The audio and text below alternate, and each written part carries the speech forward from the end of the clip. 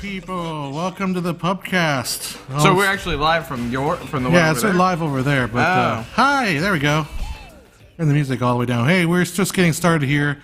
I have a little, but we had to come here a little. Well, we're a little tad late here, obviously, as you can tell.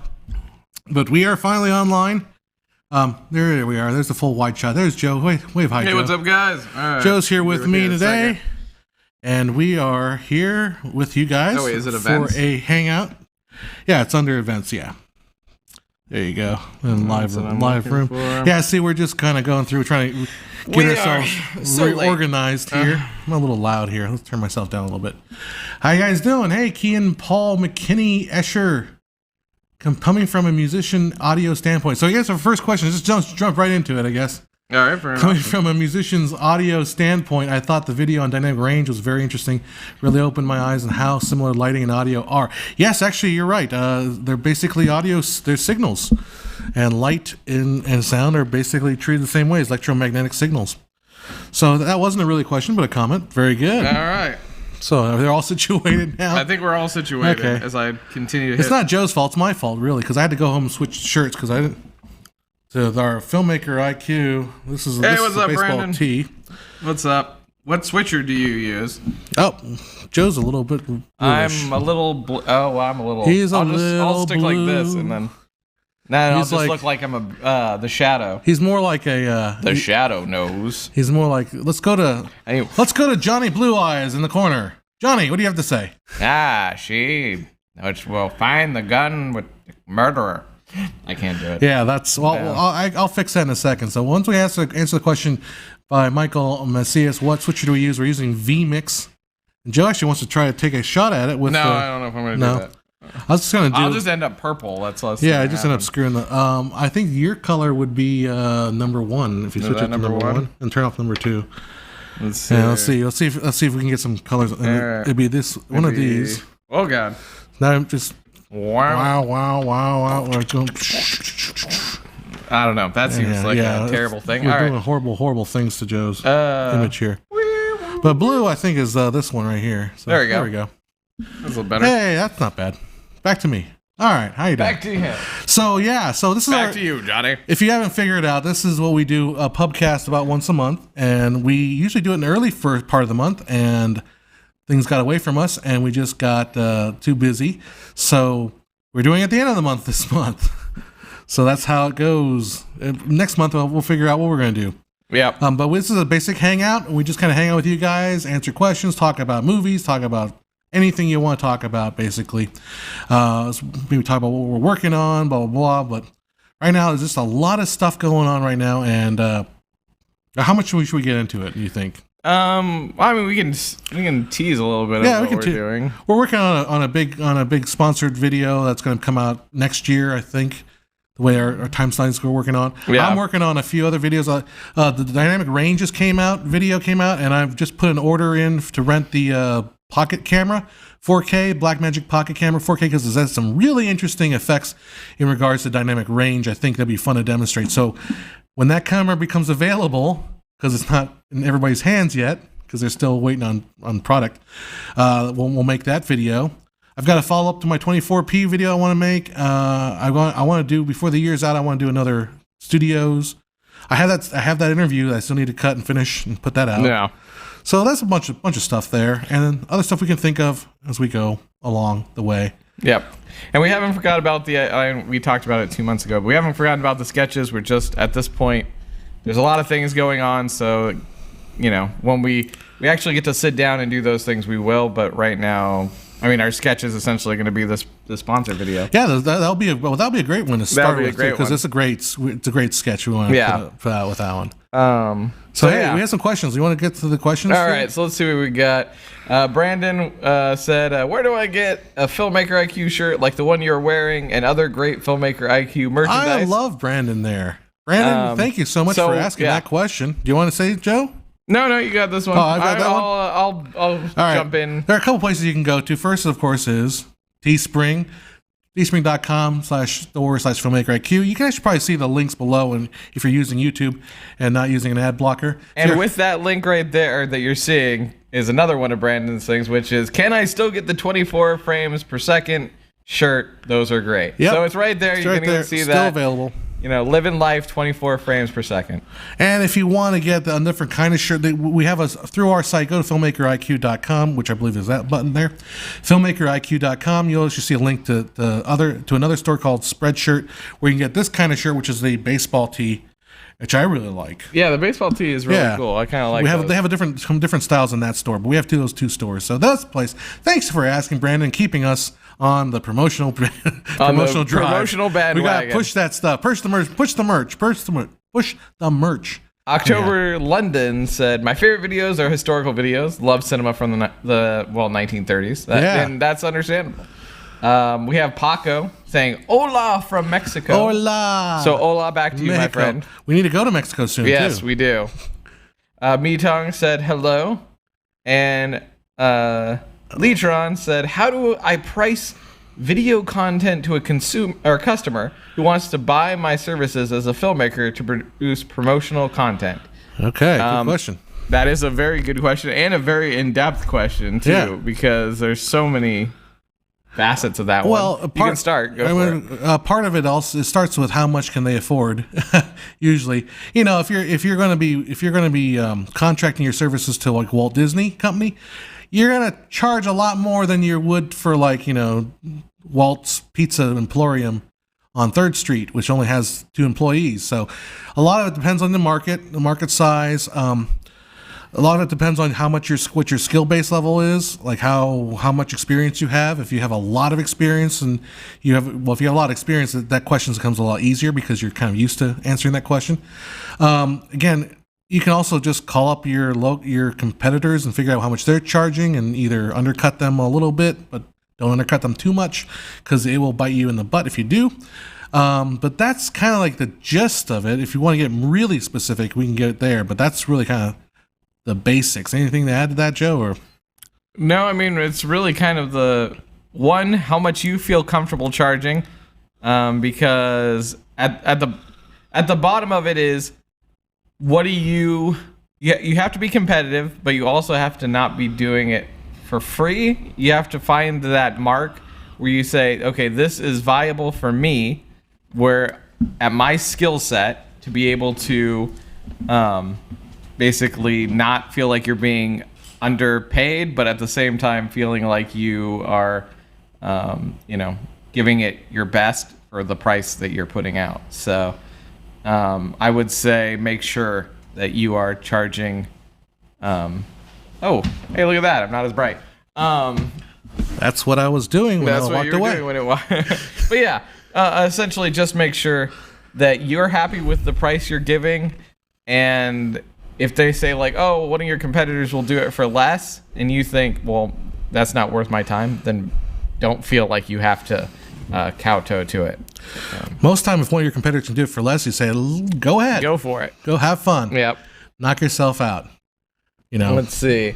Brandon comes in with another. Do you guys know how I can learn more information about filmmaking? Can you recommend a website that has tutorials and the like?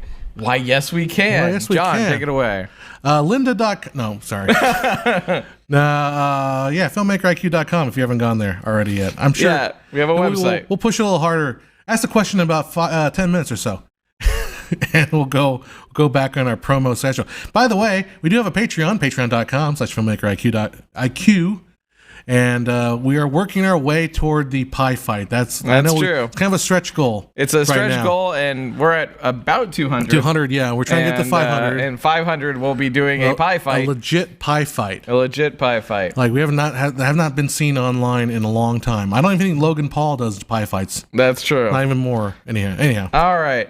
Have you seen a machine learning applied in film? I saw a video where machine learned replaced the background of a city with tree line and thought it was pretty cool. Oh, that sounds cool. That does sound pretty darn cool. I haven't seen that one. Maybe something to put in the links down below. Yeah, if you got a link or something. Yeah, if you have a link.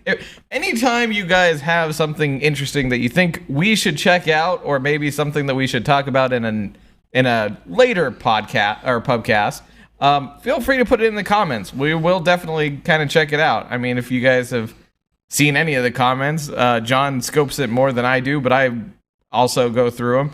And so it's not like we don't look at what you guys are putting down there. Just keep it friendly. And that's all I gotta admit, I obsess over the comments more than healthy, and I need to probably in the future be cutting back a little bit. But I mean, I read all the comments for the better or worse, and sometimes I respond to them, and it's getting to the point where I need to maybe I shouldn't respond anymore because some of the stuff is just getting out of control. It's getting stupid. But anyhow. Well, Satchmo here says, "Good evening, fellas. Hi, Satchmo. The dynamic range video the other day was fantastic. Thank you. Really good stuff." Well, thank you. William says, "What are your favorite movies pre-1960?" Go for it. What's your favorite movie? I'm trying to think of one pre-1960. I can list off a few. Let's see. Dang, what's... I'm trying to think. It's harder than you think. Well, no, I'm trying. It's harder. Without a list. I mean, I can pick a bunch. Oh, okay. Citizen Kane is pre-1960. Yeah. I don't know if it's my favorite movie before 1960. If I have to parse my list, because I know... I would go Vincent Price, The Day the Earth Stood Still. That's 50. Yeah, that counts. 50s. Yeah. I think that's probably which one I would go. But I mean, I've got the one at the top of my head, the Billy Wilder films. You go with As Good as I think it's 1960, but Double Indemnity. Okay, is one of them I would pick, or the Arsenic and Old Lace. I love that movie. Yeah, that's true. It's movies, and then there's that Christmas is coming up. We've got that. What's the name of that movie? It's A Wonderful Life. No. Yeah, that's pretty good. It's hard to believe that almost a year ago we did that skit. Yeah, it really is, because that came out 2 weeks before King Christmas. Kong is another one. King Kong, yeah, there you go. So there's a lot of the problem is trying to figure. Everyone asks what's your favorite movie, and our movies tend to be after 1960s. Yeah, and then it's hard to pick one that's from the before 1960. Where is Mr. Hess's red shirt? It's right there, actually. It's right over there. Yeah. But it only comes out during lessons. Yeah, it's the lesson shirt. That's the lesson shirt. That's how that works. I don't have lessons glasses on either. Yeah, you don't. I have the regular glasses.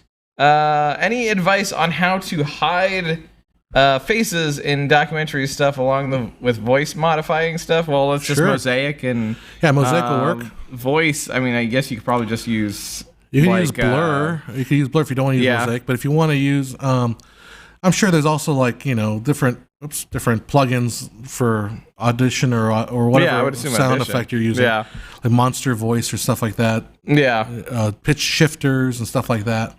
Welcome to Weekly Online. I saw that. It says, "Hello, filmmakers." Hi, Weekly Online.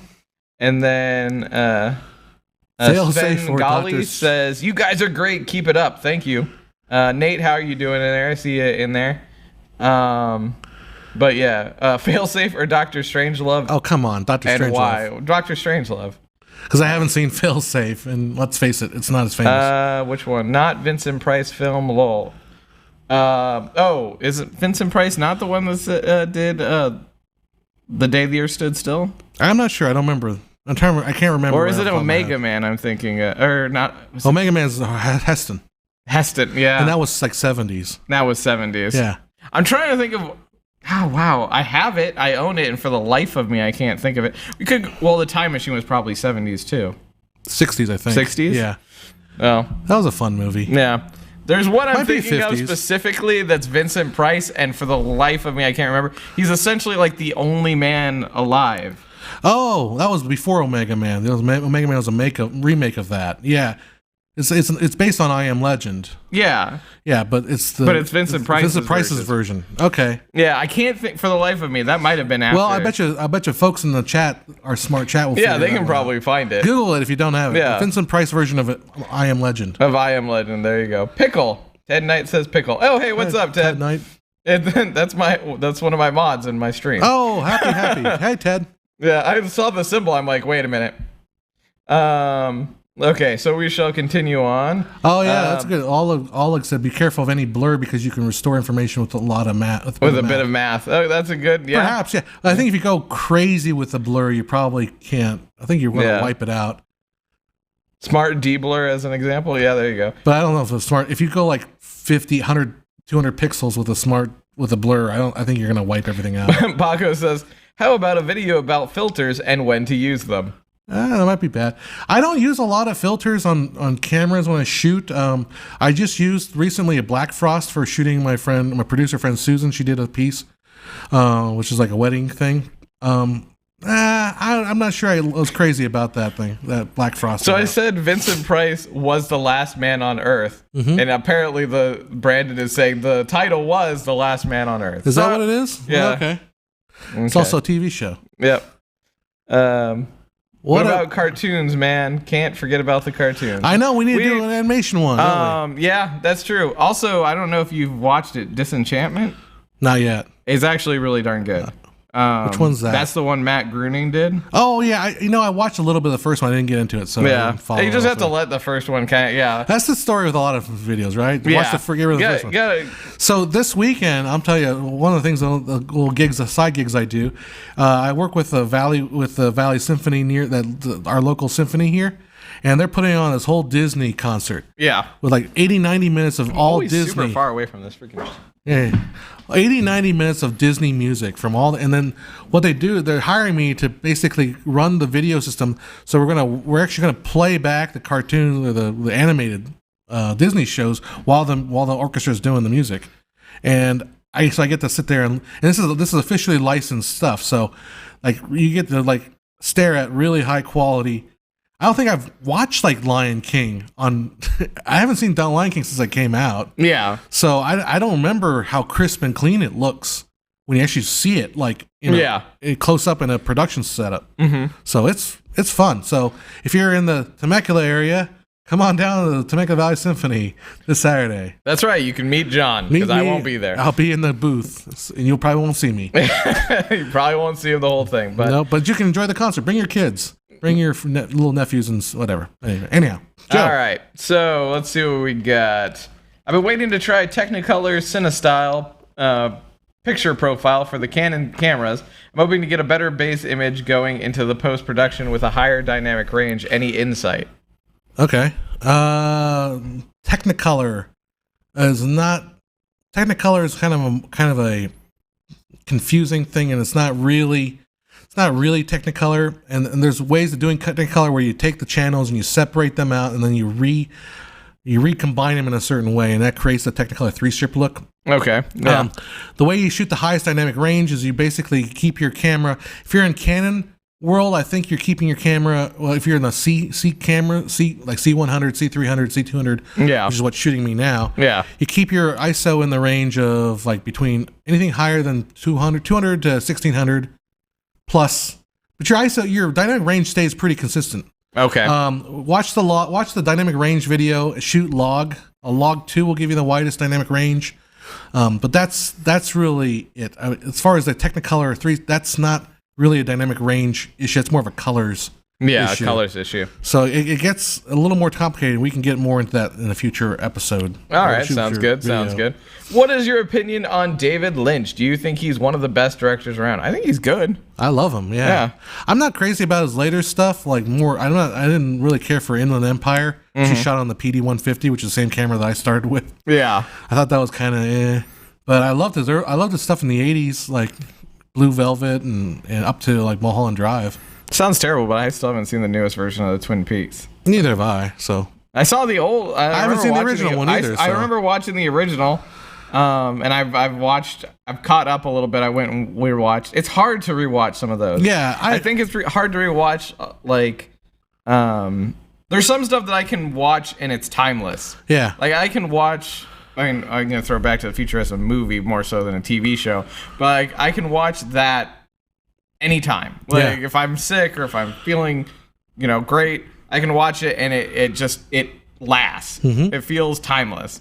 But then I went and watched that, and the other one was the Beauty and the Beast one that had Ron Perlman as the Beast. Okay. Did you ever see that? I didn't see that. It had it had Ron Perlman and it had the Terminator lady. Terminator. The one that played Sarah Connor. Oh, original. Like Terminator. I can't remember her name. Yeah. Well, she plays the Beauty, and then he plays the Beast. And I remember watching it as a kid, and I was like, "Oh, this is the greatest thing that's ever." But it still holds up. Still, like you still go, "Oh, okay, I can suspend disbelief." When I was watching Twin Peaks, I couldn't. I'm like, turn to you. Yeah, that's fine. But when I watched Twin Peaks, I couldn't hold my disbelief.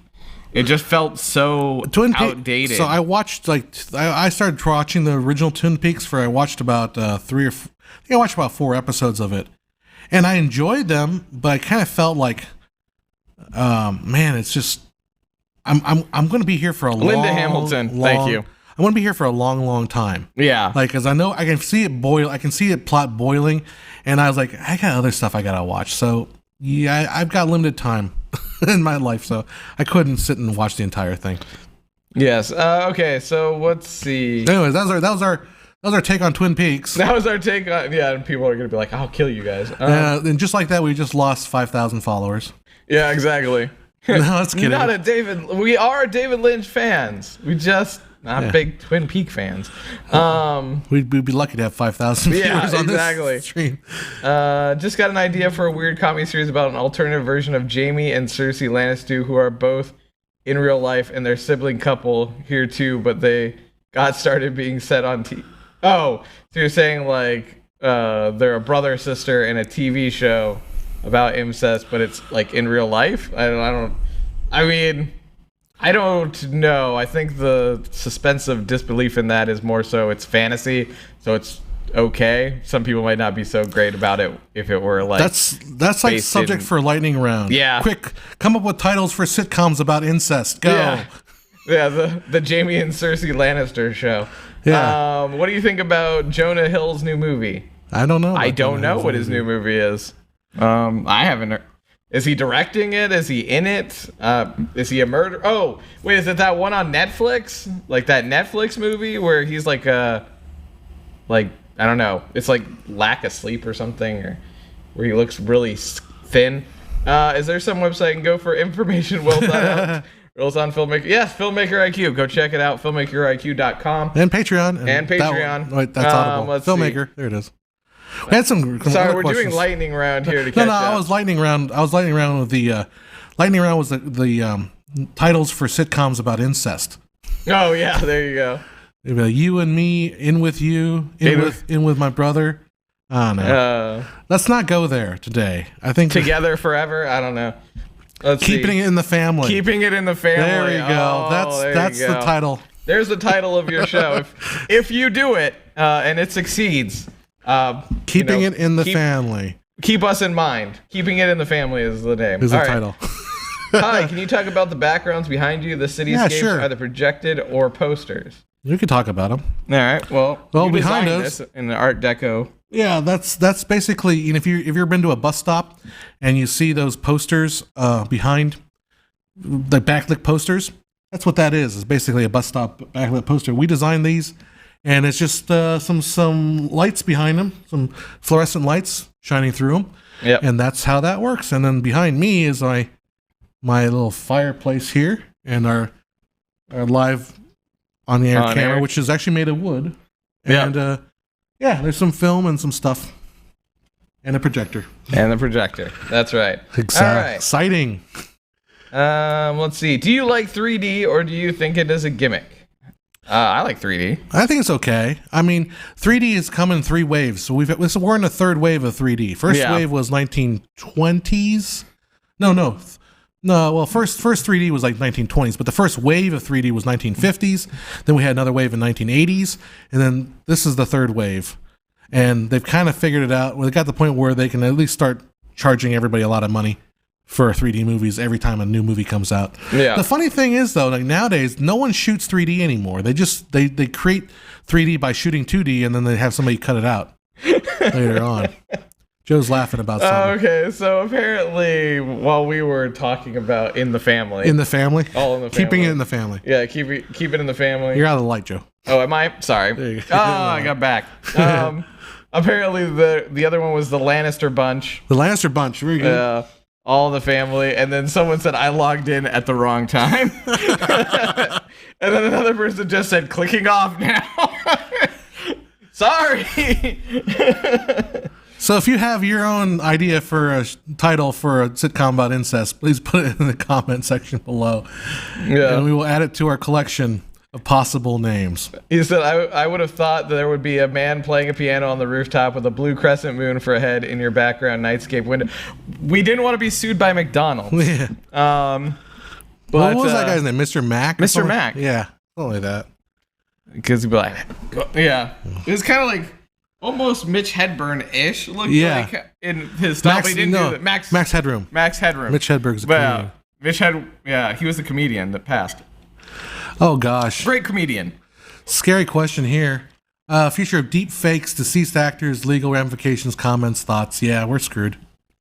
Yeah, a lot of like the deep fakes. Oh, I get rid of that sign. Yeah, deep fakes are really kind of going to be an issue in the future. Again, somebody was saying that as soon as you come up with the technology to create deep fakes, you'll instantly at the same time create the technology to detect deep fakes. Yeah. So I mean that's good for term as far as like determining what's real and what real isn't. But then again, I mean you go online, you go on Facebook, and there's so many articles out there that are so fake that you're like, this is stupidly fake, but people believe them. So you don't need to necessarily, you know, you can use a bad fake and still fake out a lot of the world. Legal ramifications is you can't do that. I can't have Tom Cruise in my movie by using a deep fake. That's just illegal. Yeah. So it is illegal now. However, Game Night did a great way of doing it, which was the fake Denzel. Okay. Hold on, this is a spoiler, but if you haven't seen the movie, you gotta see Game Night. Yeah, so John watched this, and it's a really well done one. He did what? What was he? The director were the writers of the Spider-Man Homecoming. Yeah, of Spider-Man Homecoming. And then they also did the reboot of the Vacation, which they both agreed was not the best. But yeah, and they did Game Night, and John's telling me this. So as you know, we do board game night on the Wrongcast stream, which is my stream. We'll do a board game night. So he's like, "Oh, this would be, maybe, I don't know if you thought it would be funny or just to check it out." I thought it was along the lines of what we do. Yeah, of what we do. And so he checked it out, and then I think he messaged me the next day, right? After and you're like, we have to watch this, and I'm like, oh well, we'll check it out. And then I was like, you know what? I'm curious enough. It has like a lot of really entertaining characters or like actors in it, so I'll check it out. So we came back to the studio. We put it onto the big TV that holds everything that we see right now, cameras, all that stuff, and we watched Game Night. And I have to say, it was probably one of the more hilarious movies I've seen in the last year. Like, I really can't think of something that made me like laugh as hard as that recently. Yeah, because I guess I've been watching a lot of like more serious stuff. Yeah. But we watch a lot. Imagine you watch a lot of serious stuff with a little bit of humor in it, like Avengers: Infinity War, or Spider-Man: Homecoming, which is a serious movie, but it's got a lot of levity. Deadpool too. Or Deadpool. Yeah, I haven't seen Deadpool. Yes, I have. Yes, you did. Yes, I did. Yeah, you saw. I haven't seen Ant-Man 2. Correct. That's the one. That's the one we still haven't seen. I haven't seen that one yet. But are you the? Yes, he's the. We never got to the point of your story. Oh yes. So anyway, which by the way, spoilers. Yeah. So we watched it. What was my point again? Holy crap! You're saying that So one of the main plot points of the movie is that the girl has slept with. Yeah. So the whole idea is like he's trying to guess who she slept with. They've been together since like high school, and it's a celebrity. So he's like trying to guess, and he goes like Denzel, and she's like, I wish it was Denzel. And then later on, you find out that to her it was Denzel, but it was this guy who really did look semi like Denzel, except he had a really bigger nose. And I don't know if they CGI'd his nose to make him look a little more like Denzel in the first flashback, and then they went to the real version. And so that's kind of a way. I mean, we play around with it. We played around with it in our film stars one where we got a voice impersonator of Morgan Freeman, which may or may not be. I mean, it's so parodied that I think it's okay. Yeah, it's one of those things where it's so parodied. Plus, I think it's one of those things where it's like 90%, or I'd say 70% of it was actual lines. Of his. Yeah, kind of.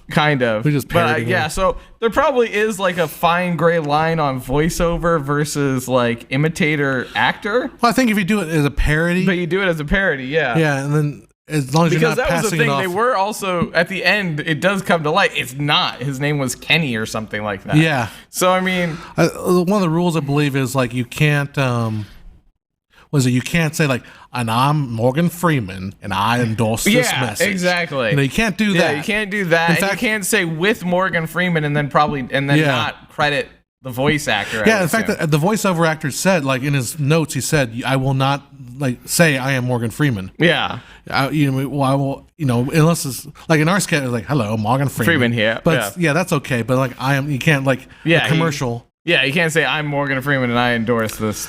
I'm Morgan Freeman and I love this C's cigarettes. Yeah, exactly. I'm Morgan Freeman and I love this show called Keeping It in the Family. Yeah. No, you can't do that. Yeah, no, exactly. Why did I cut to? So they're asking me like, quick question. Well, now we got through that story. You're asking me, what am I doing here with this? This is a soundboard. It's the Akai APC 40, which is basically like a drum machine kind of a thing. Yeah. But we've made it work so that it works. It talks through the computer as a MIDI keyboard, and so what I'm doing is actually making the cuts. Yeah, he's just switching. Yeah. Between everybody, because we don't have anybody here in the studio. We are. Oops. Now I've done it. Oh my God! Now I've done it. There it goes. Now you've done it, John. For some reason, it's not going to wide. Weird. The wide is gone now. That's weird. Okay, so we only have close-ups. So we're not going to the wide camera anymore for some reason. That is weird. Why does it stop doing that? I don't know. So I was trying to demonstrate what I'm doing here, and killed our wide shot. Totally killed it. But that's not good. Yeah. Oh well.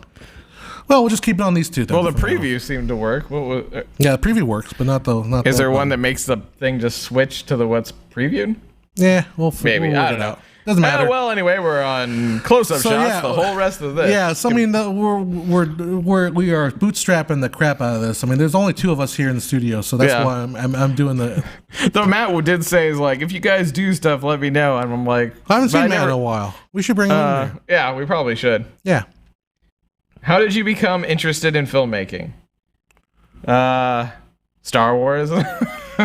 Well, for me, it was like just building stuff, like making little videos, and then just watching them over and over and over again. I mean, it's one of those things where I think probably every filmmaker has some little story, but it's all about like. I think you talked about kind of your thing, and I'm using that for some reason, but you talked about how you played Dick Tracy. Yeah. And so it's kind of one of those things of just being like, I want someone to act out my character someday. Like, there's that idea of being able to tell a story and have somebody, whether it's an adult or a kid, or, I mean, I imagine a fan base, like, I'm sure J.R.R. Tolkien didn't really think that was going to be what would happen, but, like, I'm assuming later on when you see someone play, or I don't know if he ever even saw it, but we'll just say, like, J.R.R. Martin is seeing somebody walking around as Jon Snow, or you know what I mean? Like, I think those things push people to do it. Whether or even bringing something they love from a book to life. You know what I mean? Just being able to take that visual from their head of like Jurassic Park and turning it into, you know, something that became phenomenally cult classic of just seeing the dinosaurs for the first time when you haven't seen something like that. So my story is kind of similar. I think Steven Spielberg's story is kind of, I'm closer to what Steven Spielberg did. Mm-hmm. So Steven Spielberg, when he was a kid, he loved like playing with his toy train. Yeah. And then one day he realized like he got 2 toy trains and they got them going at each other and they crashed. And he's like, oh, that's awesome. Yeah. But then it broke the train. So his dad's like, all right, I'll buy you or fix the train for you. And then he goes out and does it again. He does it again. And then he's like, his dad's like, well, if you do that one more time, I'm going to like get real pissed off. He's like, well, man, my dad's got this 8mm film camera. If I just shoot it, and I can just watch the footage over and over again. I don't need to like. I don't need to. And so he shot it, and then from that down, he kept watching it like over and over and over again. Mm-hmm. It's kind of similar to me because like when I was started, I made a few little tiny, you know, for that academic decathlon stuff, and I was making little tiny stuff, and I like watching it. I'll drive people crazy. Like, I want to watch it again. I want to watch it again. So that's kind of like my obsession with filmmaking is making stuff that I can watch over and over and over again. Yeah. So would you say your gold mining was a video from way back when in 4th grade? It's kind of the start, but it was really those academic decathlon videos. Yeah, but it was the spur of that. Yeah, which somewhat exist out there somewhere. Academic decathlon. They're out there. I think there might be on one of my YouTube channels. The more question is, can you find the 4th grade video that I have out there? Did you actually? It's out there somewhere. It's somewhere. The Gold Rush one. Yeah, there's me in 4th grade from 1990. I want to say 3-ish or something like that. But yeah, it's out there. I think it was on MySpace. Yeah. So. I mean, I don't think anything came till like a video wise for me till the Tribute of Violence. With me, yeah. Which might be out there too. Which is out there somewhere. I think that one is out there somewhere because I think you showed me a piece of it somewhere. Like I'm going back to Joe there. So. Haha, yes. Let's talk about 9th grade. Yeah, and then in the high school we were obsessed with early Conan O'Brien. Yeah, which is, I mean, you can still see esque things like with our Christmas one, which I would actually like to do again if we have the time. We could do that maybe the Christmas. We could do that on the live show on the Pubcast. For December. For December. Yeah, that would be fun. But we were obsessed with Conan O'Brien, and we did the Tribute to Violence. And we put Joe in the trash can. Yeah, I was placed inside. Gingerly placed in the trash can. Gingerly placed inside of a trash can. Which then tipped over. Which then fell over. And it's not like, it was one where I could literally close the top and be completely engulfed in this thing. And then it fell over because it's not meant to have a person moving around in it. Not meant to have a 14-year-old child in it. Yeah. Damn it, I want my wide shot. What's the next topic you're working on for the channel? There's a couple of bits, and I don't know if is there a lesson? You had mentioned a lesson idea, but I don't think it was solidified yet. Well, I want to do lighting ratios one of these days, but I think that might have to wait till next year. Yeah, probably. Because I want to do. I'd like to get for like December get out a studios shot. Yeah, video. I think the studio. Yeah, probably won't be another lesson. But maybe a couple of bits before. Some bits in a studio, and then an interview. And the interview. So at least four videos. So but like I've also got a lot of stuff I've got to do outside the Filmmaker IQ. There's a lot of stuff outside. Yeah, there's right now there's a lot of stuff happening outside of Filmmaker IQ, and then also now it's going to be a lot of going towards the sponsor video, the sponsored video. That'll be coming out in January, and that's coming in January. But it's gonna take a lot of planning because it's not going to be just us. Like, a lot of the stuff we do is who can we grab? Yeah. Like, we can grab, if you've seen the Filmmaker IQ live stuff, Anthony, if you saw the Film Stars, Chad, and like, so a lot of stuff is who can we grab really quickly to do whatever weird idea we have. And a lot of the time it's us. Like, who can we grab? Well, we can be in it. And we're not actors, so, sometimes people are like, you guys aren't actors. Like, no kidding. Yeah. We want to be... You shouldn't try to act. Like, screw you. We're going to do what we're going to do. And if we can't get someone quick enough, we're going to do it. And it's not going to be great because we suck at acting. Or at least I do. I totally suck. There is a story. And if you ever find this, that'll be amazing. There was a KFC contest. The KFC one. And for some reason, we decided to put me in the front of this. And for the life of me, I could not get the... it was like it wasn't even a paragraph. It was like a line. It was a line. Was it a line? Oh, I thought there was one where. Oh, actually, I said the paragraph thing because there was a little your line half was, a paragraph thing, and then your line was, fine. We'll just have a contest. Oh yeah, fine. And let someone else come up with it. I kept flubbing like one word in it, or somebody would laugh and make me laugh. Yeah, and it was horrible. It was like 43 takes of this stupid line. And but it was fun. It was fun and it was enjoyable and it has a story to it. And then there's Danger Seekers. Yeah, I mean, a lot of stuff that if Danger Seekers probably doesn't exist anymore. It's out there somewhere. Or maybe it's out there somewhere. But because I think that came from Kentucky Fried Movie. There's a lot of our little kind of style, like we were doing the short style. And if you like, I mean, I don't know what rated that was. Was that just rated R? What? Kentucky Fried Movie? Yeah, that's R. Yeah. So if you like R-rated like skit comedy, it was pretty funny. Yeah. I mean, it's strong R because there's a scene with the naked was it nuns? Oh yeah. And the little guy beating the nuns. Yeah, and you can see like there's a lot of SNL references in there. Well, SNL took a lot from them. Or they took a lot of from that, which was point counterpoint. I think SNL was like a year. I think that movie came out in 75 or 76, so it was like right at the same time. So right around the same time, which was Dan Aykroyd and what was her name? Jane Curtin. Jane Curtin, yeah. And like, but yeah. So I mean, it's one of those things where everybody gets inspired from something. Sorry. Anyway, so we'll move on to something else. I mean, we can sit here and talk about BS, what you want to talk about. Yeah, about random stuff from our past. There's a couple questions I missed here. Okay. I didn't see them. Let's see. Any place I can get a reliable list of Zone 1 and 2 DVD countries? Yeah, that should be. You can find that on Wikipedia usually. Yeah. Do you think the filmmaking community on YouTube is losing creativity? I think of Indie Mogul back in the day compared to vloggers today. You want to go for that? Oh God. Like I just see like some snippet of something we say just fucking showing up on something. No one's gonna care what we say. No one cares. What are we being? We're not Red Letter Media.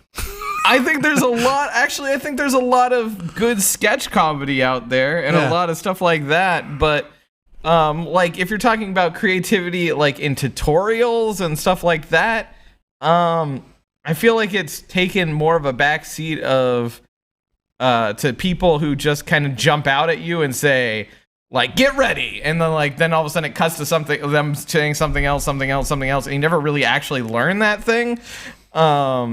But then again, there's also some really great people that teach. What was the puppet dude? The dude that has the puppet that teaches screenwriting.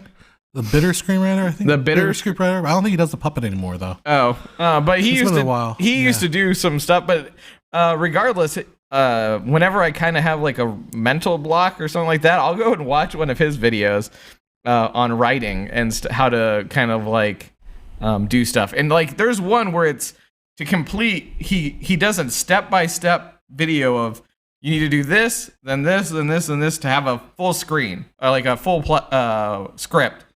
And that one was really cool. So I haven't seen some of his newer stuff, but yeah, I think there are still people out there, but just like anything, the more people that come to YouTube, the more junk there is in between. So well, yeah, I mean, like, and then I tried because I was watching the Logan Paul's channel because I was referencing it because Logan Paul still shoots in 24 frames a second. Yeah. So I'm like, I just want to make sure he's still shooting 24 frames. And I watch it. I'm like, this is awful. But I mean, it's just like there's these weird, stupid edit cuts that are like, oh, it's just really funny. But like, I mean, look at all. If you just focus on Logan Paul's of this world, you're going to be depressed. Yeah. Instead, you want to focus on, like, if you like the indie mogul style builds, there's plenty of people building props and stuff. Go look at Adam Savage's tested. There you go. Tested is video. Is one I love. Yeah, those are he builds all kinds of stuff on that thing. Then there's some effects out there still. I mean, PBS Idea Channel had I'm trying to remember the guy's name. Joey Shanks FX. Yeah, he did a bunch of FX stuff that was really cool. There's still a lot of great stuff on YouTube. Although I'm going to bring this up. Are you kind of getting tired as I am with the "Hey YouTube, what's up, guys"? Oh yeah, that's the one like where they every do like single video, super energy, like where they're like, no, it's that what? Hey YouTube, what's up, guys? I'm here. That what's up, guys? Like that line is so annoying to me now. It's like every video I watch is some guys like, "What's up?" And then they try to do the transition where they'll like swipe the camera and then transition to the other shot. Like, enough of that. Yeah, which was like boring. Tobuscus kind of thing, where he's like from I was just seeing a lot of like the old school. Well, I click on like a tutorial about how to do dynamic range or something, or how to do grading, and I see that over and over. Hey YouTube, what's up, guys? This is Johnny Hess from Filmmaking IQ. Make sure you smash that subscribe button. Make sure you pound that bell. Well, Captain Disillusion kind of did. I like Captain Disillusion. There's another example. No, but he did it as a mockumentary kind of thing. Well, there's another example. That one after H3H3. There's another example of a great YouTuber. Yeah. Captain Disillusion, who's incredibly creative, and creates great content. And I wish I could put out the kind of stuff he does. Yeah. Well. But that's an example. He didn't exist, years. Yep. That many years ago. Anyhow. All right. So anyway, we'll go to Jukes real quick. Jukes. When can we expect the next video about the history of studios, which the Paramount one was fun to watch? We just said kind of try to get one done by the end of the year. Yeah, I want to do a December. It's like a December and talk about United Artists. Yeah. The little studio that tried and then failed and then recreated Hollywood into the corporate mega blockbuster that it is today. Story of United Artists. Do you feel music videos have changed a lot in recent times? Yes. Because of the death of MTV. Yes, the death of MTV. We don't see them anymore. Which we don't see them anymore unless you go specifically to find it. Yeah. And I think that's kind of really a shame, because before, like, it was like this really cool way to do like a snidbit, based around a song. Like, I remember. There's probably a couple, probably two or three like that really stick out in my head. If you're like me and you are not a very social guy, or you don't go up to the clubs, you're not very popular with the girls, you don't have a girlfriend, so you want to know what's popular in music. You would just turn on MTV and then you would just listen. That's what pop music sounds like. That's what kids my age would be listening to. But now we don't have that. I have no idea what the hell people are listening to these days. Yeah. Now you listen to what's the voice of a generation right now? Oh, I love Katy Perry. There you go. Lady Gaga. Yeah. I'm Gaga for Lady Gaga. You're Gaga for Lady Gaga? Oh, yeah. Is it because of the new one? No, I loved her before the movie came out, before A Star Is Born. She was really good in Star Is Born. If you have not seen it, that's one movie worth watching. I saw what's his name? Sam Elliott. He was on Colbert or something like that. But man, that dude's voice, isn't that distinctive guy awesome? As hell and just amazing. Sam Elliott's mustache has more talent. That's true. Than I do. Undeniable. He could make Sam Elliott's mustache if he could make you cry. Yep. It's just his mustache alone. Just his mustache. Just the way just slight twitch, just from that. Oh my god. I'm sorry, Sam. I didn't mean to hurt you. I'm sorry. All right. Let's see. So it's founded Smash that subscribe button. D.W. Griffith, Charlie Chaplin, Mary Pickford, and her husband, Douglas Fairbanks. So that's the story. Yep. It's going to be a great story. Anyhow. Let's see. I can't stand modern music. I just stick with orchestral scores and pipe organ arrangements. There's nothing wrong with that. Maybe it's just me, but like if every time I pull up to a stop sign or in somebody's car next to me is playing music, I do not recognize that song at all. I was waiting for you to say it's like what is Wow, it sounds terrible. You know what? Never mind. I was about to say something. Remember what happened to Megyn Kelly this week, so don't say it. It was, well, it like the last 2 times I pulled up next to someone, they had blaringly loud, banjo music? No, yeah, basically. Country music? No, I can't even think of the name of it. Sitar music? No, it's like salsa music. But, salsa, Chicana, like the mariachi. Mariachi, thank you. While we're playing, I wish I could hear I don't hear mariachi when I don't know what it is, but like the last couple of times, it was like, and it's not just like low, and I'm straining to hear it. It's it's really blatantly loud. Obvious what they're listening to, and I was like, I like it, but it's just one of those things. It's very weird. Where it's like, I can understand certain music. I feel like mariachi music's just fine at like regular levels of like listening. Like you don't need to hear the bass in a mariachi song. There's not a bass. Yeah, exactly. Yeah. But the weird thing about where I live, and we're in Temecula. I'm not going to dox ourselves there. Yeah. Because I think we've said that before. Yep. But like, it's like our town kind of tries to make up for all of California for being the most like country. Yeah. So like in my if I go out on a weekend and go out at my front door, I will hear country music blaring. Yeah. Like at full blast. Because like we gotta make up for the rest of LA here. We gotta have our country in this valley. Do you ever think you'll do a history of the Western genre? Oh God, we were talking about that a long time ago. That's a big genre. Yeah, it's a big genre and a lot to go through. It's but it'd be a lot of fun too. But yeah. Let's see. What else? Samurai Pawn says, I exclusively listen to music that I imagine could work well in a movie. I do too. It too. hasn't been in a movie already. It seems to me the most rap/hip-hop doesn't work well in film. That's a good question. It depends on...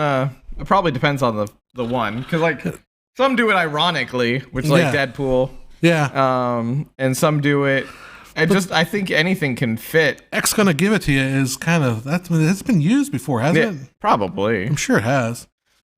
X Gonna Give It To You. I actually liked DMX for a long time. But I liked DMX when he first came out. Country road. Not that country. More like, yeah, I know. Even more countrified. I kind of like listening to John. I think those fit well into like a lot of the old, like kind of that song where it's like at the end somebody was walking down like or driving somewhere and you have this like those there's a lot of music in the past that just works well. I feel like some of our music now is very not like it's harder now. Like you almost have to go to an artist and be like, hey, can you make a song that would fit this versus, hey, can I use this song because it fits this? So you know what I mean? All right. So since you brought that up, funny story. Okay. All right, here we go. Mike Nichols, when he was making The Graduate, talked to Paul Simon. He's like, Paul Simon, I want you to write a score for this movie. And Paul Simon's like, okay, I'll do it. And then he's like, but he starts touring and he gets real busy. He's like, well, I don't have much time. I'm working on a song called Here's to You, Mrs. Roosevelt. Oh. And he plays the song and it's obviously, he's like, and then Mike Nichols like, change that to Mrs. Robinson. Change that to Mrs. Robinson.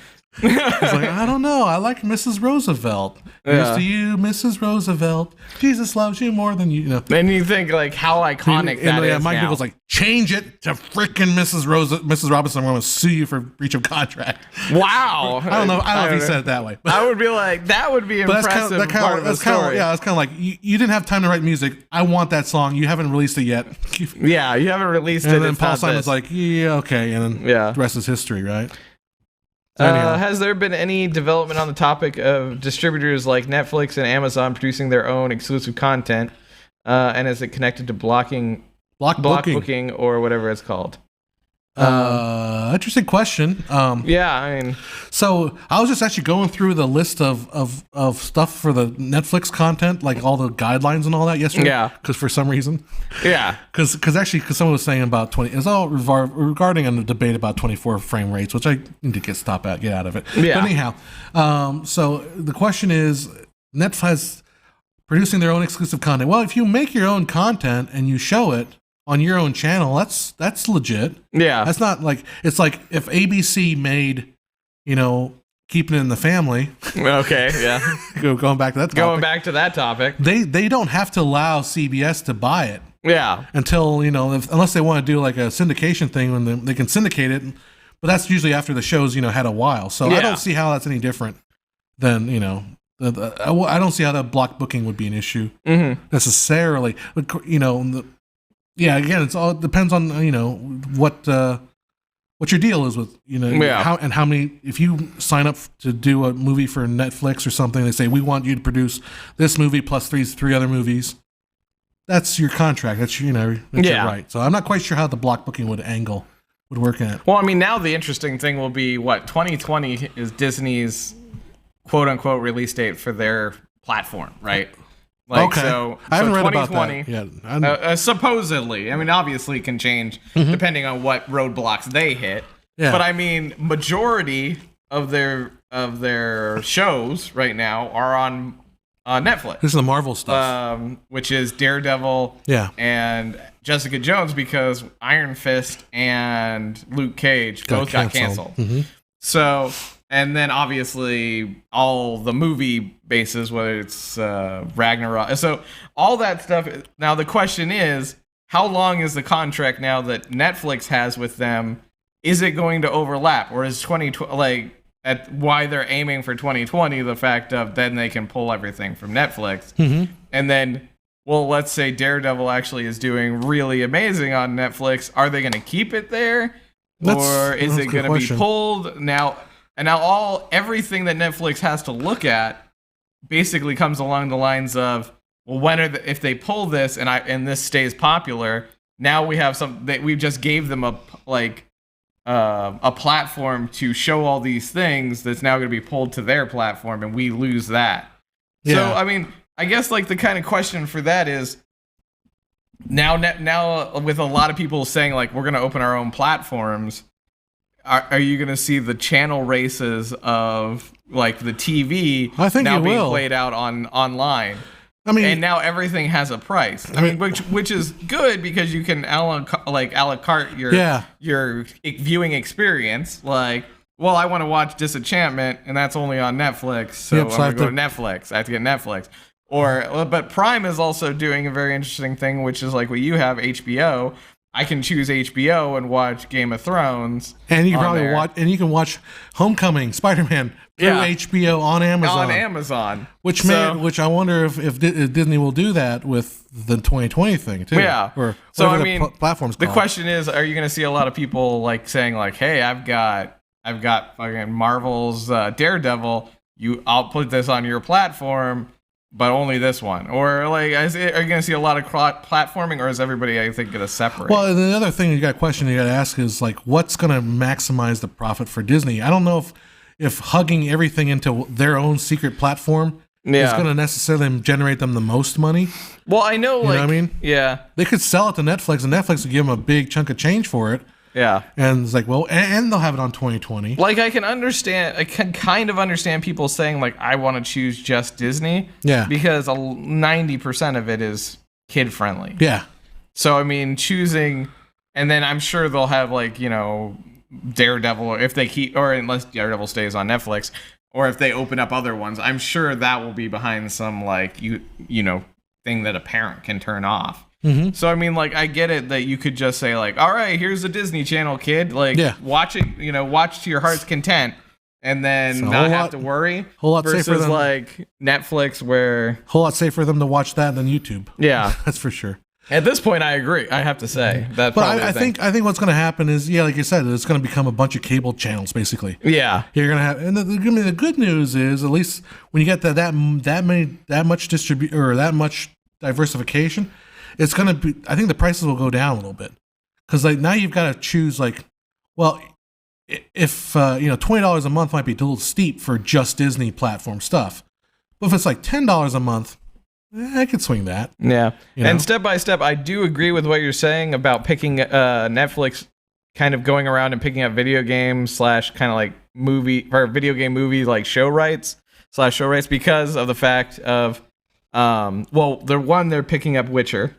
Oh, yeah. So, however, that is a double-edged sword because there is no person more pissed off when something doesn't go the way it's supposed to than a video game nerd. Tell me about it. Because and granted, it's a video game and it was a book. I mean, it's not like it was just a video game. But I mean, the fact of the matter is you've got people, and Game of Thrones is the way of that as well. Like the first season follows pretty much the first book, but at the same time, then as it diverges, you get those people that are like, it's nothing like the book, or it's the movie, the show is nothing like this, you know. So that's a double-edged sword for them, because everything they do, whether it would be, you could do Zelda, which could easily be something that's very interesting. However, each time you're going to have that grouping of people that just goes like this, like, actually, this is not how it was in the video game or the book. But at the same time, a lot of those people watch that stuff. So, I mean, just go back and play the video game. So, yeah, I mean, but here's the thing, too. At its core, when you, especially with a book, you have your own version of it. It'll never be exactly like the show. Like the show will be. It's never going to be someone that you think was the right voice or the right body type or the right race, whatever it may be. But and some, like, I found myself doing it because Witcher, I was like, I've read the books and I played the video games. Which one's first though? The books came first. Okay. So, but I mean, there's always that expanded thing. Like the books take place before the video games. So like the video games are like way later, and I'm assuming there's a gap. Like I feel like there has to be a gap because I didn't read but you know. So, but then they're like, well, we want to do this stuff, and that's what they want to do. They want to write something at the same time that's different from both, but at the same time, you've got people going like, well, then it's not Witcher. Just make it the Witcher universe, and just put somebody else's adventure. Which is kind of like the idea of come up with if you have such a distinct idea, come up with something based on that distinct idea. So I don't know. It's really a hard thing. Sorry, I'm taking a really long time with this question, and I apologize. Anyway, I'm done. So I'll just throw it on. Like I've been reading, or I've been listening to audiobooks of the Universe. Oh, the I Am Bob series? No, The Expanse. Sorry. Or We Are Bob? No, the Expanse. But you're talking about The Expanse. So when I'm listening to them talk about these characters, I'm actually thinking of the characters from the show. Oh my gosh, girl person. Hey, girl person. Thank you so much. You have come in. You have been in here almost every one we've done, and you've donated. You are amazing. You are a hero. But yeah, thank you so much. Because you have been at least in 4 or 5 of them. That's gonna buy us dinner. Yeah, that's gonna buy us dinner. It's on me then. One quick question. One point that somebody brought up was Netflix looked at the Netflix requirements, and they said it's not for the low film or the beginning filmmaker or whatever. Be careful. The Netflix requirements are for Netflix original content. Yes. So if you're producing for original Netflix, like if you're going to make a show for Netflix, like Luke Cage, right, you need to deliver these really high standards. Yeah. However, if you're making a movie and they license it, those standards are not as high. Yeah. So just remember that. So yeah, if you think so, don't be too worried about those numbers. If you actually get to the position, they will probably be giving you. You'll be getting enough money to be able to do that. Yeah, anyhow, that's the point on that. Mario, thank you. You're welcome. Whenever someone says the Mario cartoons, I always think of do you remember the Super Mario Brothers Super Show?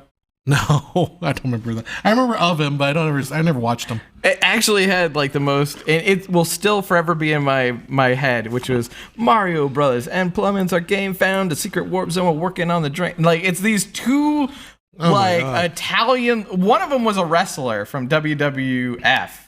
He was a wrestler, and he was kind of popular at the time. They made him Mario, and then they got like this one dude who looked like Luigi. And it's all crap! Oh, thank you guys. You guys are awesome, Johan. But geez, thank you so much. I don't know what SEK is though. What is that? What is SEK? Where are you from, Johan? Anyhow, I love how this thing. Yeah, thank you so much. But yeah, But yeah, I think it's one of those things of you're going to see a lot of studios, Capcom and Capcom SNK and Sony. Well, Sony kind of does their own ones, but can we trust Sony to do anything? No. I feel bad because Sony. Come on, I love Sony products, but man, help a brother out. Yeah, and Venom. Why? And you have to remember too, Sony was originally Columbia. Yeah. So that's the home of the Three Stooges. Yeah. Here's the other thing. I have not watched Venom yet. I haven't either.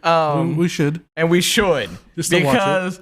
No, like for some reason, there is a ton of controversy around that. I have heard people say it is the worst thing that has humanly been constructed for like since like original X-Men movies. Uh-huh. And then I've heard people going the exact opposite, saying this is the one of like it's just in line with Spider-Man Homecoming, and people are twits, and so there's a lot. And granted, I know a lot of people are like, "Oh my gosh, how long have you guys been doing this podcast?" We've been online for about an hour and a half, an hour and 20, so. He might mean duration, like of how long we've been doing it. But we've been doing these once a month for about. Well, I'd say about 6 months, 7 months. Yeah, 6-7 months. Yeah. Before that, we were doing live shows, but the live shows we ended up doing a lot. We ended up enjoying the live portions the best, the Q&A stuff. So we wanted to do these. Hey, by the way, thanks Johan from Sweden. From Sweden. Love to come visit you guys one of these days. I believe that's a very beautiful country to bring a camera to. Not gonna lie, there's a lot of traveling that we want to do in the future. Let's see. The first time I watched Tarantino movies, I got very distracted because I always knew a lot of the music from watching spaghetti westerns. Has the reuse of film music ever distracted you? Yes. Yeah, I can. The interesting part. Okay, Go for it, nerd out. So it's Star Wars: The Last Jedi. Nerd out. Again, I'm not the super big fan of it. However, there is a lot of rehashing of music. And that kind of distracted me because I'm like, oh, childhood, nostalgia. And then I was like, oh, movie, terrible. And then what was the other one that did it? Justice League did it. They reused a lot of like the old Superman, the old original Batman, kind of like and like when that came in, there was a part of me is like, where the fuck is Michael Keaton? I'm like, yes, it's oh wait, fuck. But that's not really reusing me. That's referencing music. But it's referencing music. But it's still, for me, Batman 1989. Yeah. So like, I'm old, and that's, but then there's also some that just kind of pull randomly where you're just like, I've heard this. But I think it's like what he's talking about is like taking actual like old, actual song like wow, and then putting that over something new. Yeah. Although that particular theme has been done to death, like you see in commercials. Oh yeah. Okay. I mean, yeah, I think like sometimes it's distracting. It depends. Quentin Tarantino kind of gets away with it a lot because he has such a style to it. Oh yeah. And by himself that he can kind of do that. Like I can imagine people like that grew up with the Green Hornet. Yeah. Oh. And hearing that in Kill Bill and thinking, this is weird. Like, yeah. Could you imagine hearing the Batman? Batman. Oh yeah, like that. No, you would totally get thrown off. And Quentin Tarantino does it a way, and a lot of other people do it kind of this way too, where the TV will be on in the background, which is kind of a way I like it. I find it fits. Where it's like the TV is playing that music in the background, you're not really paying attention to it, and then they layer on then there's that random layer of music that they have even lower than that one, but it somehow kind of weaves where you're like, oh, the reason why this music is playing is because that TV in the background, but then they're relacing it with a little bit of their own music and creating something new, and I think that's a really cool way of doing it because then I go, oh, it feels immersive. There you go. It's kind of the thing. It's like, oh, that's why that music's playing. And the same thing where you kind of see a jukebox playing in the corner or something like that. There are some songs that I think should probably be retired from all time. Like I think Fortunate Son should never be played ever again. I ain't no fortunate son. I ain't no fortunate. It's always played in a Vietnam flashback. Oh, yeah, of course. Just get rid of that song. Yep. Hear me. I was watching yesterday The Conjuring because my mom wanted to watch a horror film. Yeah, correct. Step by step. And then I heard, the Seasons of Love. You know, the Seasons of Love song. Mm-hmm. Not the one from Rent, but you know. Yeah, I know which one you're talking Who's your daddy? Is he rich like me? It's like I have not seen Fallout yet. Mission Impossible 4. Good movie. I saw that in the theaters. Did you? Yeah. I didn't watch it. Yeah, you don't even need to watch the one before it because you don't. Who cares? Because who cares? You know, it's like you're just watching. You're watching Tom Cruise run. The mustache is why Frank Cavill's mustache was, right? That's the reason he was why. doing Fallout. Yep. And he's a bad guy. Yeah. Spoiler alert. Yep. He's also British. Yep. Also, spoiler alert. Harry Cavill's not going to be Superman anymore, and neither is Ben Affleck. Batfleck. Yeah, Batfleck. Yeah. Which is I felt Ben Affleck was a good Batman. He's going through some stuff with his life too. He got like arrested or something. He was messed up. But I feel bad for him. I mean, there are certain characters like Robert Downey Jr. was born to play Tony Stark. Yeah, he can because his life mimicked Tony Stark. Yeah, basically. And Ben Affleck, his later years is basically like Bruce Wayne, where it's like I'm so fracking rich that I can do whatever the hell I want, and now I want to be a superhero. Like if Ben Affleck, all of a sudden people are like, in LA, Ben Affleck suited up and decided to start fighting crime, or like, I wouldn't be surprised. I'd be like, no, that makes sense. And, you know, with his sidekick, Matt Damon, you know, whatever. Even though I don't think they hang out as much as they used to. And then Gal Gadot is born to be Wonder Woman. No. Yeah, in a way, yes. Like she's pretty she bitchin' is badass. She's badass. Like she did an amazing job.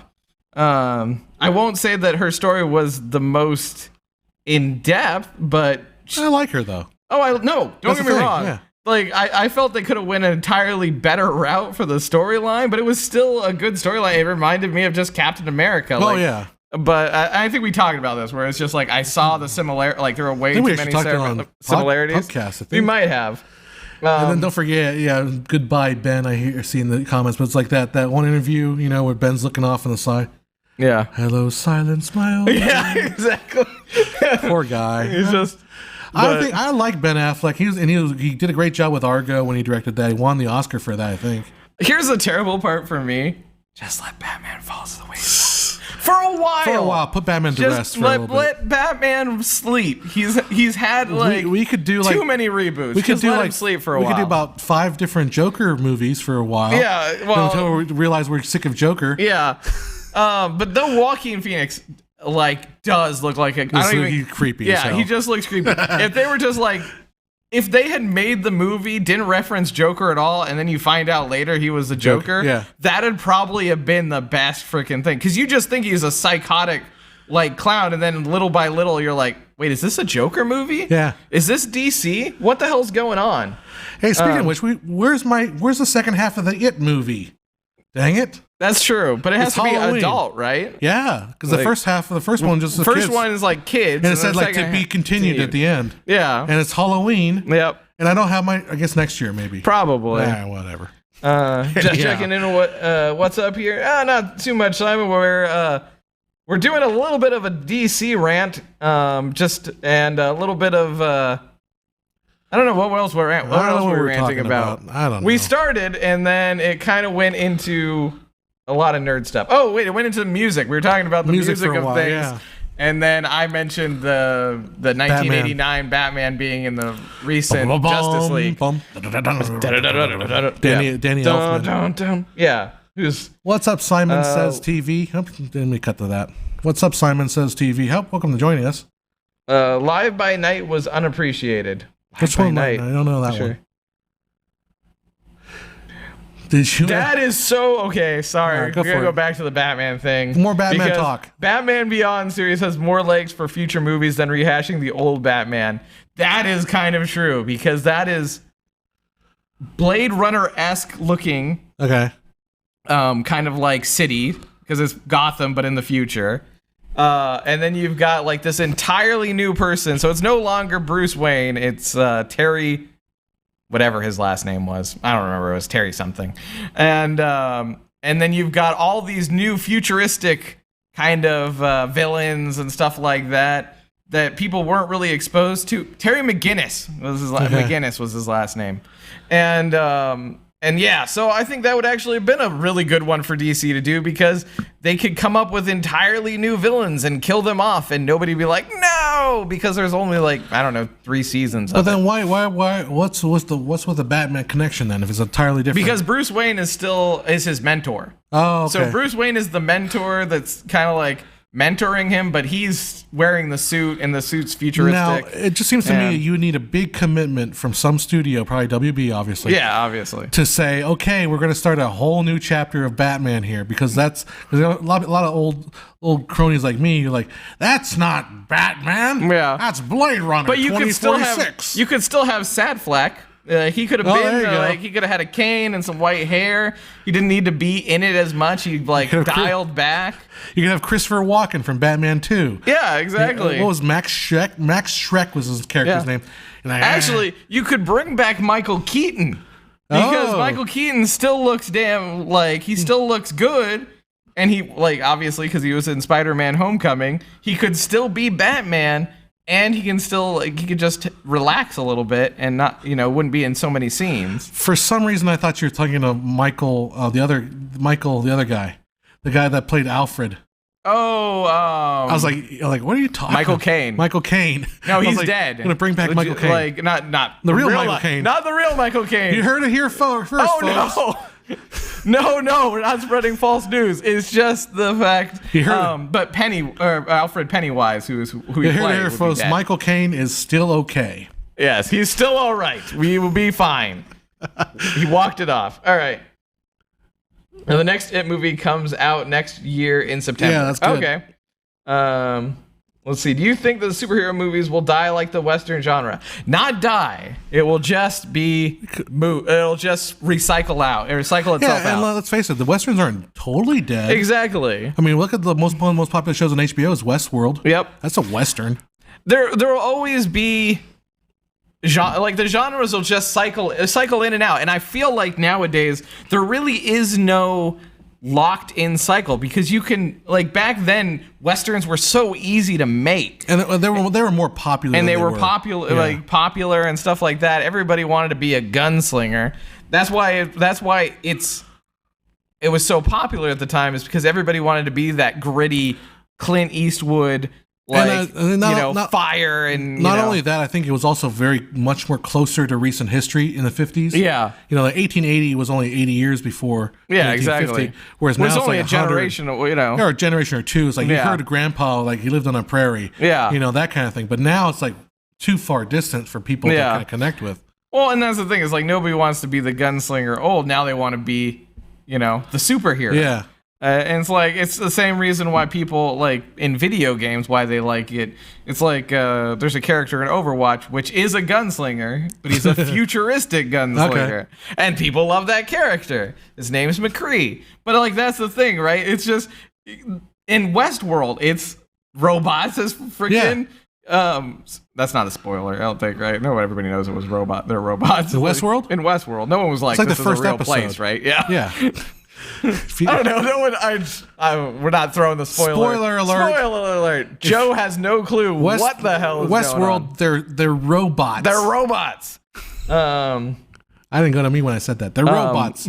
They're not Transformers, but robots in disguise. Yeah, robots in disguise. But I think they're always just going to be a tweak. It may not be a Western, but it might be a futuristic Western. The Firefly was essentially. In a way, a Western in space. Star Trek is kind of Western. Yeah. Star Trek is kind of Western. That boldly going where you haven't gone before, or being in a territory that is completely alien to you, which is like Bonanza. And shit that. James T. Kirk is a cowboy. Yeah, exactly. He wasn't in the original pilot. Yep. He was a maverick. Yeah. And then Spock was Goose. Well, the original pilot was what the other. That was a Top Gun reference, and you totally missed it. No, I wasn't paying attention. Oh, okay. I thought you were just no, I wasn't going to dignify you with an answer. I was actually trying to remember the original captain of the Enterprise. Go ahead, nerds. You're talking about Pike. James Pike, yeah. Yeah. All right, nerd card. Get your nerd cards out. Whip them out. Let's see them. Anyhow. Yeah. The kind of forever get nods to once, but then they have their big moment. Yeah, I mean, that's the thing is swashbucklers. It's hard. I mean, Treasure Island did it. Not Treasure Island. Is it Treasure? Not Treasure Island. God dang it. What's Pirates of the Caribbean? Mm-hmm. Pirates of the Caribbean was probably the biggest like spike in swashbuckling for like that we've seen in a long while. I think they're one of the only swashbuckling movies out there. Yeah. Trying to think of other. And then they shoved Johnny Depp into everything and ruined a lot. Well, they just overstayed their welcome on that one, I think. Well, I think when they went Lone Ranger, because here's the thing, I love the Lone Ranger, and like it was out of a time, and when they were like, we're gonna make a Lone Ranger movie, I was like, yes, this is gonna be great, because yet again, it's that Western. Like spaghetti, spaghetti? Spaghetti westerns. Yeah, spaghetti western. Well, that one was spaghetti western because it wasn't Italian. Yeah, that's true. But I mean, it like the series. It was a western in its thing, and I thought that's gonna be great. And then they showed Johnny Depp as Tonto, and I was like, that was a time in Johnny Depp's career where they're like, well, they wanted him in everything. Well, no, not only that, but like, hey, Johnny Depp, come up with a crazy character. Yeah. I want to see you do a crazy character. Because he did I did a Keith Richards impersonation. Yeah. And I'm going to do, so, all right, I love that. Let's do another crazy character. So you couldn't just let Johnny Depp, be normal. Like, if you saw, if you went to see a Johnny Depp movie and he was just like acting normally, you'd be like, oh, I want my money back. Yeah. So he kept going crazier and crazier. It's like, oh, I want to play Tonto. It's like, no. Yeah, no. Just don't. That's where you just wish, sometimes I wish like, executive producers just had the rolled up newspaper on some things and just it's where you hit them in the nose like no well I want to play Tonto but I almost blame the audience because it's like the audience like yeah I want more of that I want more of that I want more of this. I wish it would just take it to the audience like no you don't you don't want to see another that movie ended and you don't want to see a sequel no you don't yeah because the audience drives this damn sequel nonsense. Yeah, it's not the executives only respond because they figure the audiences will love it. Yeah. So.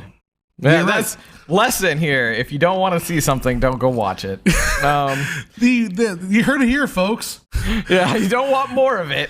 Don't go watch it. If you don't want them to make Hollywood trash, don't pay for it. And then spread that to your friends. Because if you're not paying for it, probably your friends are.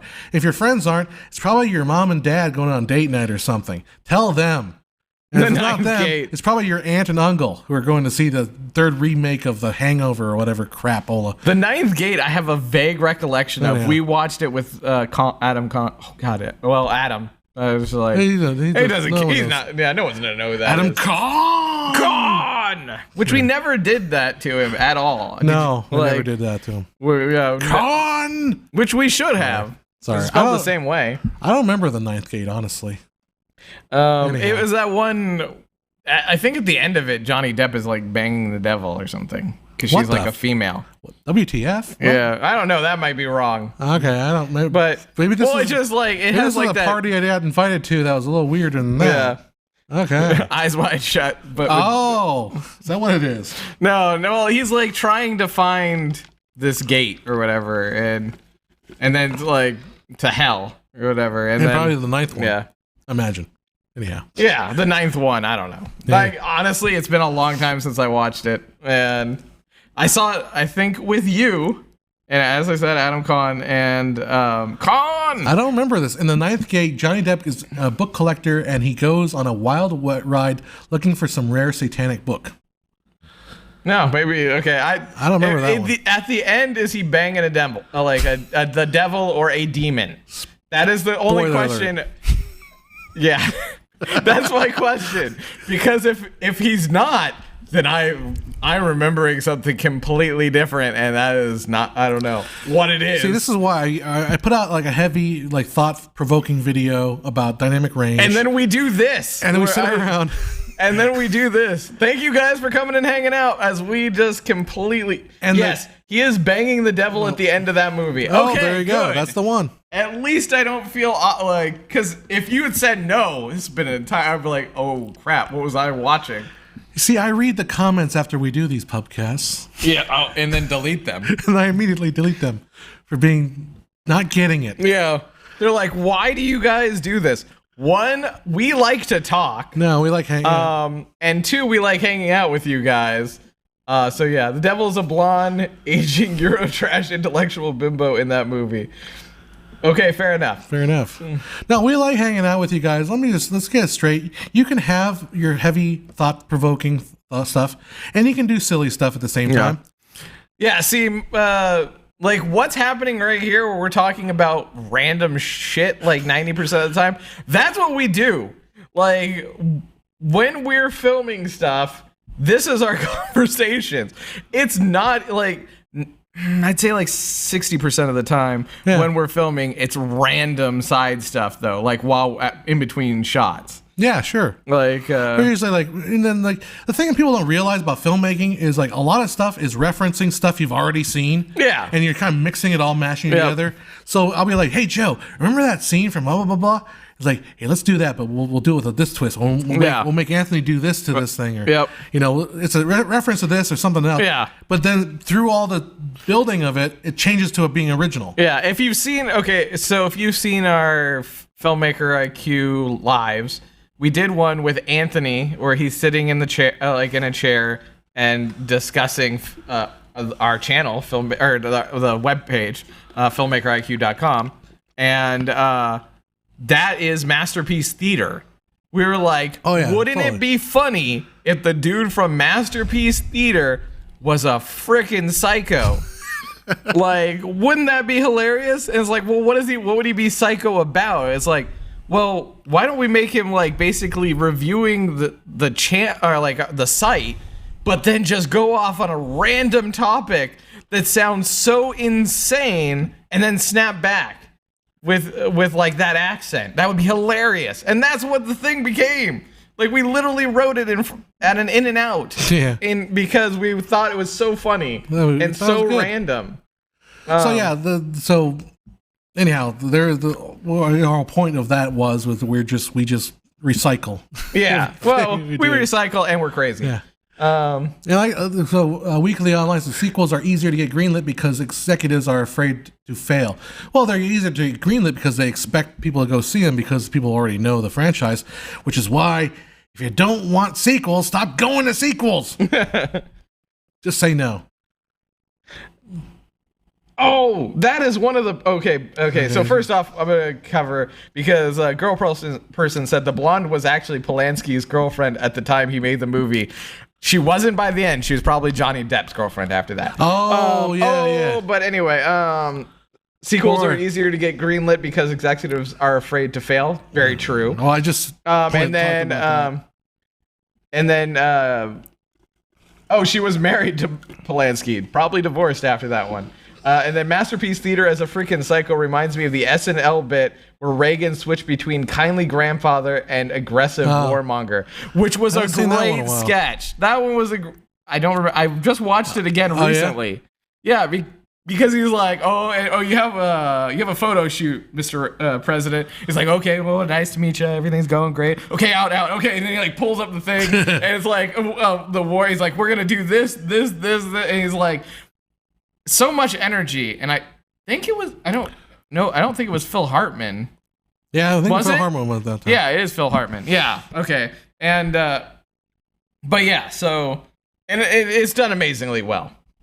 I remember because there's a jazz band I play, and every once in a while I pull out the song called "The Continental," and I'm like immediately thinking Christopher Walken. Oh yeah, the Continental. So I always. Why don't you come over here? And like, it's all first person. Come into my room. I'll never mind that telescope. Pointed at that lady's window. Anyhow. Yeah. Now I'm curious. I think it might have been Phil. I don't know. I think Phil Hartman played Reagan for most of his years. Yeah.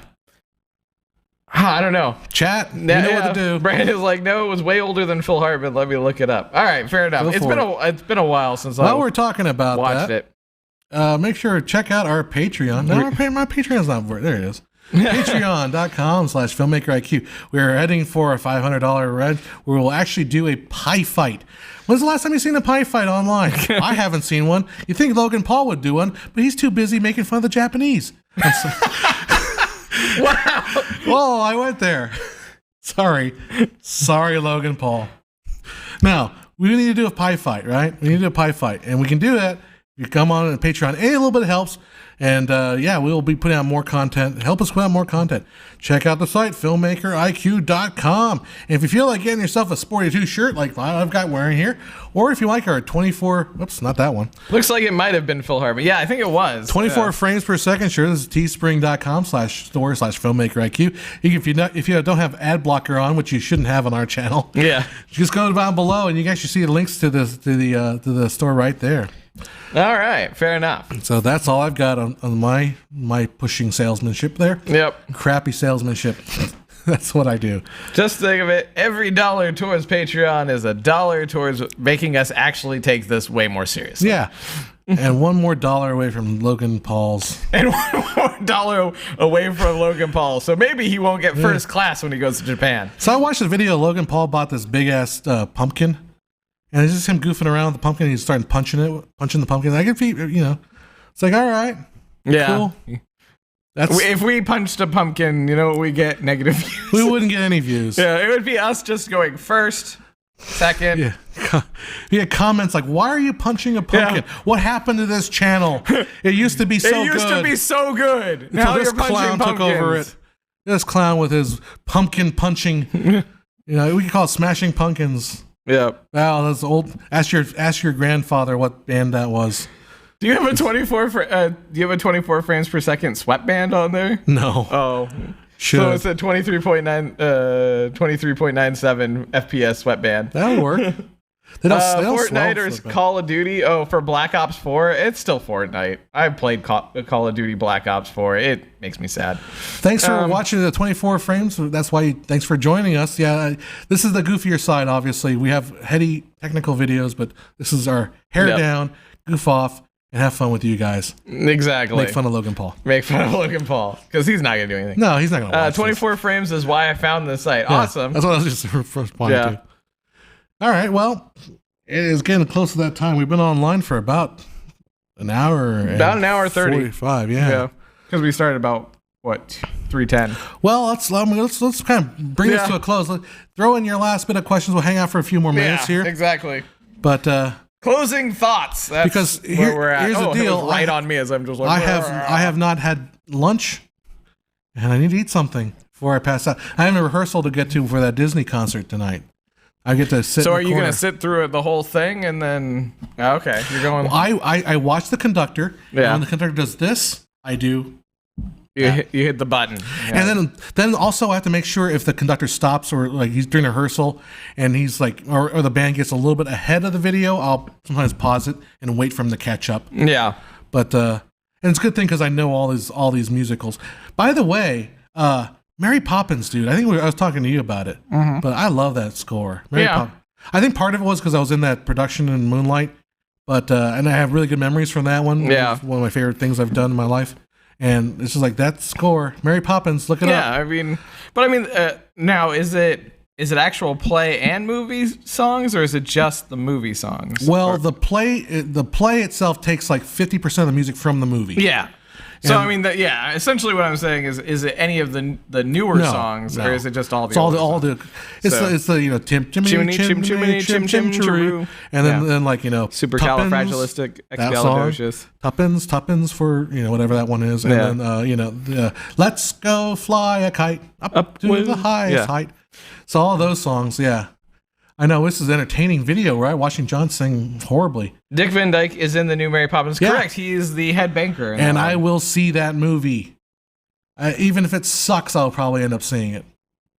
Do you guys ever come up with a great idea for merchandise for a movie or franchise that you like and get mad because it doesn't exist? Yes. Yeah, sometimes. Yeah.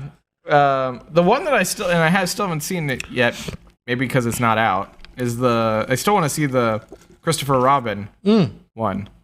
I had mixed feelings about that, so I don't know. Is it out yet? Yeah, it's out. Here's the worst part. Because of moving. Yeah, he's moving. That's why we're late and we're doing this early. Because of moving, I don't really see trailers and stuff because I've just been like, because normally I put the YouTube channel stuff and just let it play, and then it plays through trailers and Philip DeFranco and a bunch of other stuff. And like, so now I'm just like, okay. And then, but I've been so busy, maybe I get on for a little bit and then just I'll check like media stuff and that's it. Well, one channel I like to recommend to all of you guys too is Double Toasted. If you want to like, just keep them in your channel, and they do like movie trailer reviews and then movie reviews. So you kind of get what's out there, even if you don't watch it. Yeah, at least you kind of know what's going on. We just need to do like a 15-minute one where we sit here and just go through these things, so that way I know. Do you think I don't keep track of all this stuff? When I'm busy, I don't have time to look at YouTube either. No, I know. We completely missed Ant-Man and Wasp, and we went straight to the cheapy theater. Yeah, we still missed that. We still haven't. Is it out of the cheapy theater now? I think so. Christopher Robin's out of there too. So it's probably on HBO pretty soon. Probably. We'll watch in the studio. Look forward to next month's Filmmaker. Should be fun to be around. Oh yeah, definitely. Welcome. Got some of the great idea for merchandise. We just covered that. Yep. Yeah. Michael, how's it going? Dick Van Dyke. Welcome. Yeah. I mean, that's the problem with there's so much stuff coming out that sometimes you get inundated and stuff like that. But it's hard to keep track. I don't get how people like can watch, because when I get home, unfortunately, I have time for maybe a movie. Yeah. But maybe. Or like one or two episodes before I literally conk out. Well, it gets to a point now where I have to say, all those people that do trailer reviews and movie reviews of all, like, of just like all that stuff, it's like, that's impressive, because I can't. No, you know. Well, I was on the show with some guys doing a Pubcast, and they're the one on Twitch, right? Twitch. Well, it's not, I think they're on. Or they're on Twitch, but they're not. They're independent from Twitch. Yeah, but not Twitch. Twit. This week in technology. Oh, right. Yeah, and they were like, I watched binge this, or I watched the Ozarks, and I'm like, I started watching the Ozarks, but then they got the one episode. It was a flashback episode, and I fell asleep. I tried watching Schitt's Creek because it has Eugene Levy in it and like his son. All right. And essentially, it's like some rich people who wind up losing everything. Like their banker or whatever like embezzles all their money, and so they get all the rest taken by the IRS and like their funds frozen. Yeah. But they bought like a town because they're that ridiculously rich, and they bought it because its name sounds like shit, and so they bought it for whatever cheap. So for cheap, but it's the only thing that they get to essentially retain. Which why they didn't attempt to then sell. I don't know. They may try to. But I tried to watch it. It has like a bunch of like the cameraman from Groundhog's Day. Okay. And like a lot of higher echelon like B actors. Harold Ramis's crew basically. Yeah, exactly. And so I tried to watch. I watched the first one. It was like, I want to like this because I like Eugene Levy, and he's funny in it. But I couldn't binge it. I couldn't even. Yeah. I got through like most of the first episode and was like, all right. Too much to watch. Yeah, exactly. Steven, by the way, question he asked, is my BMPCC back ordered? I didn't order one, but I am renting one, and hopefully the rental companies isn't back ordered. So I want to rent one and try to do a little video on dynamic range of the BMPCC 4K. That is because it's interesting. Yeah, we were talking about that on the way here earlier. Yeah. Yeah. And I'm not calling you, Brandon, I'm not calling you a twit. That's Leah Laporte is calling you a twit. No, Leah Laporte's channel is twit. Yeah, it's twit. That's what it is. All right. Yeah. All right, well, I think we need to wrap this up because we need to get something to eat. Yeah, you need to get food before you go. And yeah. And thank you again to Girl Person and Johan. Yeah. For that, because you guys are paying for our food. For dinner night. Thank you guys so much. So thank you guys. We appreciate it. All right, guys. Well, don't forget to check out the Patreon. Oh, come to me. Check out filmmakeriq.com. Get your cool gear at Teespring. And we will see you guys next time at filmmakeriq.com. Thank you guys so much for hanging out. Guys. You are the real heroes.